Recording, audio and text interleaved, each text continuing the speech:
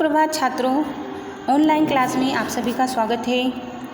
आज हम पढ़ने जा रहे हैं अभ्यास कार्य, जो हमने वर्णमाला में स्वर, व्यंजन, वर्ण विच्छेद और मात्रा शब्द इनके बारे में पढ़ा है। उसी के डिपेंड में कुछ अभ्यास कार्य दे रही हूँ। तो पहला हमारा अभ्यास कार्य है वह है उचित विकल्पम चित्वा वाक्य पूर्तिम कुरुत। उचित विकल्प चुन करके वाक्य की पूर्ति कीजिए। और पहला का प्रश्न क है, इसका के समूह को वर्णमाला कहते हैं।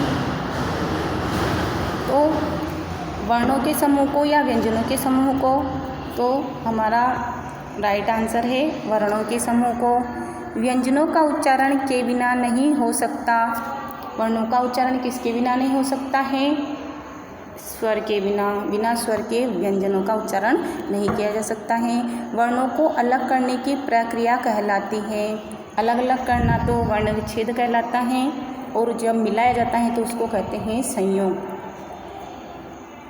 री और री का प्रयोग संस्कृत में होता है, वैदिक संस्कृत में, और दो व्यंजनों के मेल से बनते हैं संयुक्त व्यंजन। तो छात्रों, यह हुआ हमारा प्रश्न नंबर पहला। अब हम चलते हैं दूसरे अभ्यास कार्य की तरफ। वर्ण विच्छेदम कुरुत। वर्ण विच्छेद कीजिए। हमारे सामने जो शब्द दिए हैं उनका वर्ण विच्छेद करना है। तो वर्ण विच्छेद करने के लिए छात्रों हमको ध्यान रखना है कि जिस शब्द में जो भी मात्राएं लगी होती हैं, जब हमका उसका वर्ण विच्छेद करेंगे तो उस मात्रा को हम स्वर के रूप में लिख देंगे। जैसे यहाँ पर है, हम पहला शब्द लेते हैं भावना। तो भावना में भ में आ की मात्रा लगी हुई है और व में कोई मात्रा नहीं है, यानी व में से अ का साउंड निकल रहा है, यानी अ है। और ना में आ की मात्रा है। तो जब हम वर्ण विच्छेद करेंगे तो हम भ हलंत लगा कर लिखेंगे, क्योंकि वह व्यंजन बन गया, क्योंकि स्वर निकाल रहे हैं। अब हम आ की मात्रा निकाल रहे हैं, और आ की मात्रा को जब हम अलग करेंगे तो उसको स्वर के रूप में लिख देंगे। तो यहाँ पर ये है हमारा भ, ये व्यंजन के रूप में लिख दिया। अब हम इसको आ की मात्रा लगी हुई है, तो आ की मात्रा को हम जब अलग करते हैं तो इसको स्वर के रूप में लिख देते हैं। तो आ स्वर लिख दिया। फिर है बाद में व, तो यह व्यंजन, और व में अ मिला हुआ है, तो यह हो गया व। अब ना में से भी आ की मात्रा लगी हुई है और आ को अलग कर रहे हैं हम, तो ये व्यंजन के रूप में लिखा। और यहाँ पर इसको आ की मात्रा को हम स्वर के रूप में लिख दिया। तो यह बन गया हमारा पहला शब्द भावना। तो दूसरा है गणेश। अब आपको समझ में आ गया होगा गणेश। तो ग हलंत, फिर अ प्लस ण, ओणा, यानी अणे बोल रहे हैं तो इसमें ए की मात्रा लगी हुई है। ए की मात्रा लगी हुई है यानी हम ए स्वर लिखेंगे। और प्लस श प्लस अ, इस प्रकार से हमारा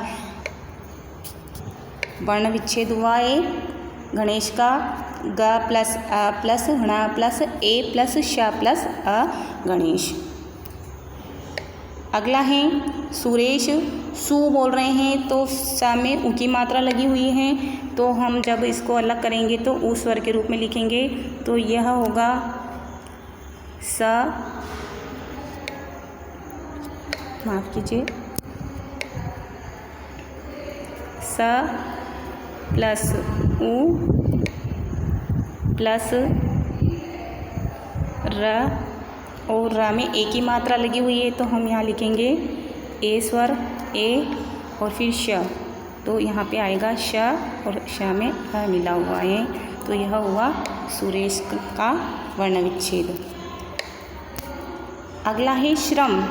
श्र से हमें दो व्यंजनों का मेल, यह संयुक्त व्यंजन है, तो दो व्यंजनों से मिलकर बना है। तो एक तो है इसमें श और दूसरा है श्र।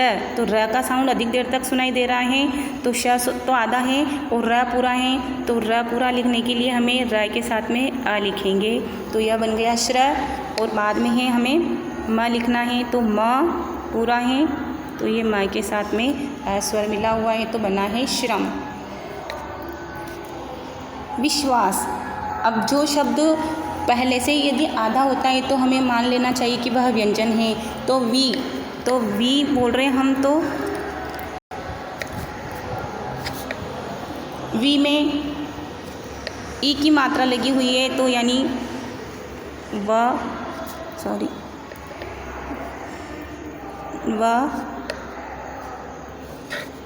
प्लस ई छोटी की मात्रा है इसलिए ई स्वर लिखेंगे हम। फिर है ये श आधा है तो ये श लिख दिया आधा, इसमें कोई स्वर नहीं मिलाएंगे। और फिर है ये वा, तो आ है तो यानी व में आ जोड़ दिया। और फिर है ये स और इस प्रकार से बनाइए विश्वास।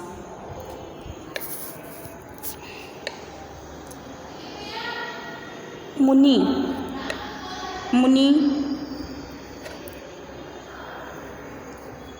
म प्लस उ प्लस न प्लस अ, मुनि। ब्राह्मण। ब्रा बोल रहे ब्रा, तो इसमें है देखिए ब आधा हलंत, फिर है र आ, फिर है आधा, फिर म पूरा,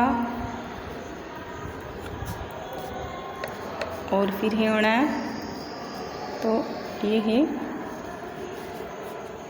अण पूरा, तो बन गया ब्राह्मण। तो छात्रों, आपको वर्ण विच्छेद करना आ गया होगा। हम पुनः एक बार और वर्ण विच्छेद आपको अगले इसमें करके बताएंगे, एक और अभ्यास कार्य में।